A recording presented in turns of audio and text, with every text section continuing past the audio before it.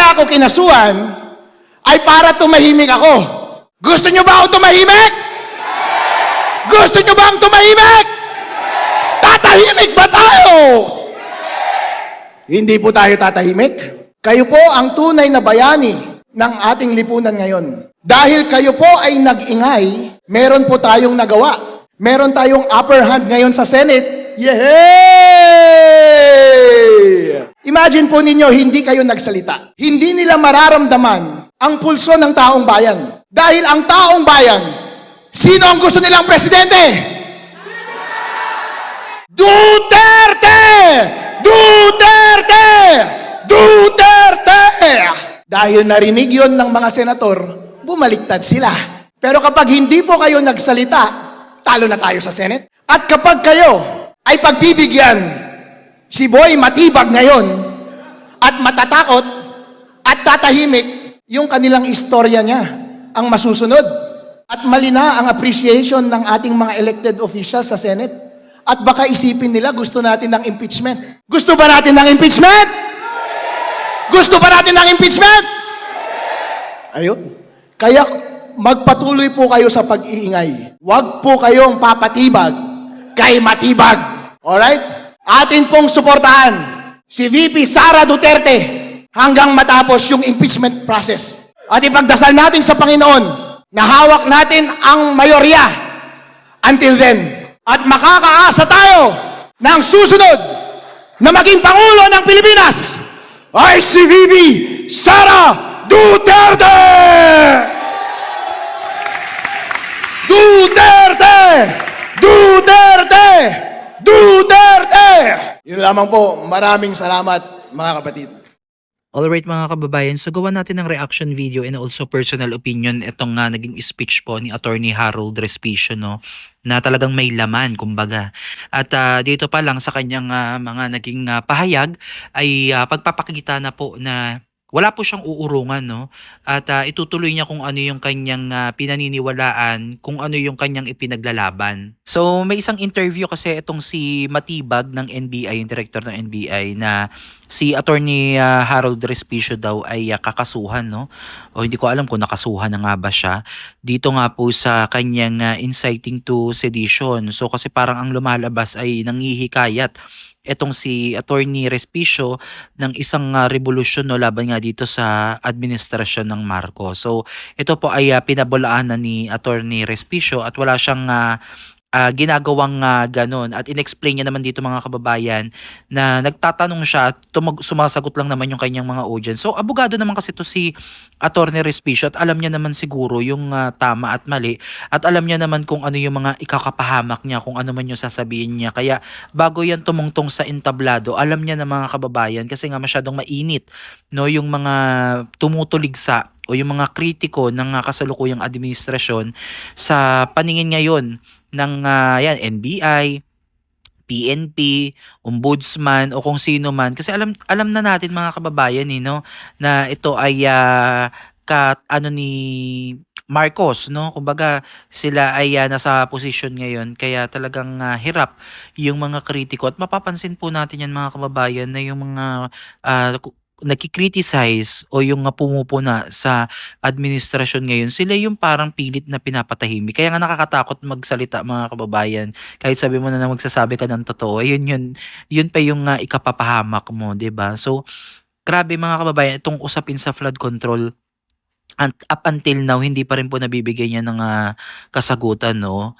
Papunta na nga tayo dun sa kalinawanan, dun sa totoong mastermind sa likod nitong paggamit at pagwaldas sa bilyong-bilyong halaga na kaba ng bayan.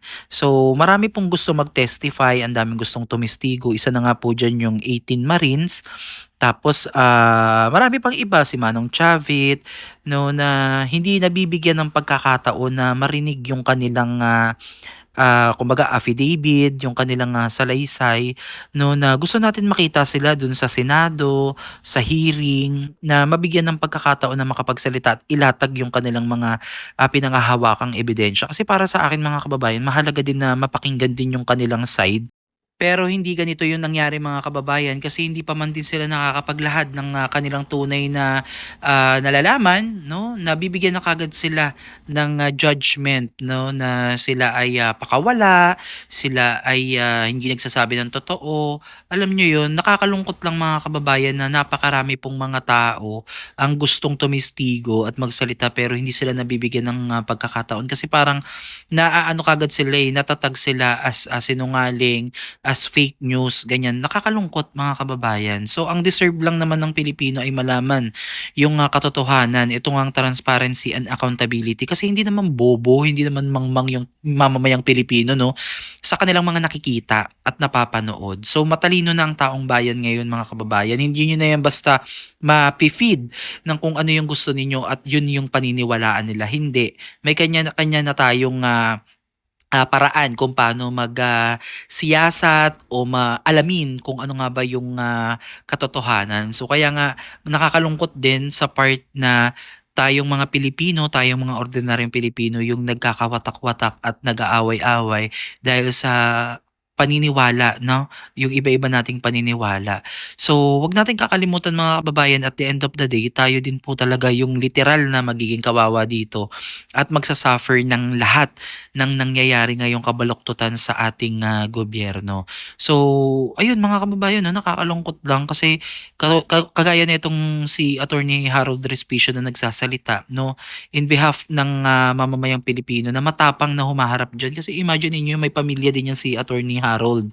Pero naninindigan siya, nagsasalita siya, no, laban dito sa administrasyon ni Bongbong Marcos. So grabe mga kababayan kasi nangyayari ngayon sa ating bansa, maging sa ating ekonomiya ay hindi biro eh.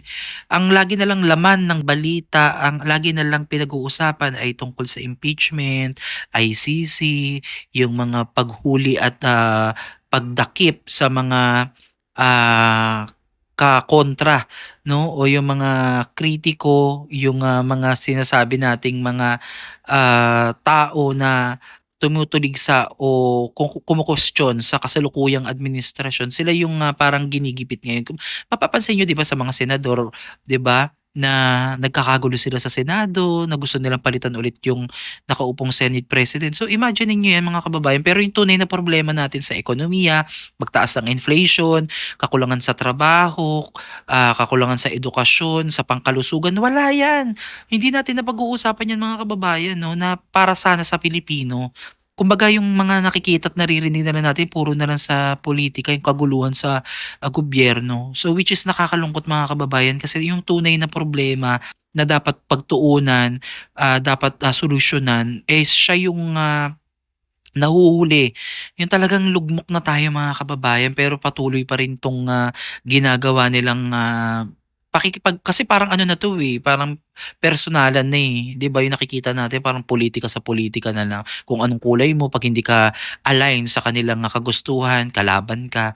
Yung gano'n na, parang nawawala na tayo ng ano, ng saysay kung ano ba yung pinangakuan nilang mandato o yung binigay nating mandato para sa mga nakaupo sa ating opisyal ngayon na tayo ay pamumunuan, na pinaniwalaan natin yung kanilang mga pangako nung sila ay nangangampanya pa lang.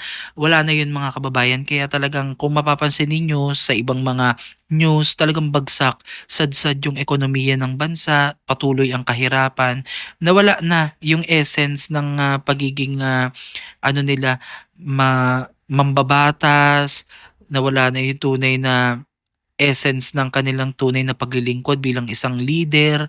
Wala na mga kababayan kasi dito na lang tayo nakafocus sa impeachment, sa paghuli ng ICC, sa pag-serve ng warrant of arrest, puro puro ganyan na lang. So wala na yung tunay na ano bang plano mo talaga sa bansang Pilipinas at paano mo ibabangon ang lugmok na ekonomiya ng bansa. So ayun lang mga kababayan, kaya nakakalungkot dahil sa mga ganitong pagkakataon na dapat nagkakaisa, Wala, eh, talagang, gipitan, nagkakagipitan kaya hindi mo masisisi yung mga tao, mga supporters ng bawat, pulitiko ay talagang lumalabas sa kalsada at, naghahanap din sila ng hustisya. Kasi iisa lang naman yung adhikain ng lahat ng lumalabas sa kalsada, eh, accountability and transparency. Yun lang talaga mga kababayan, dapat iyan talaga yung maaksiyunan at mabigyan ng, kasagutan. So kayo mga kababayan, comment down below kung ano yung opinion nyo tungkol dito sa naging speech ni Attorney Harold Respicio. Salamat po sa inyong lahat.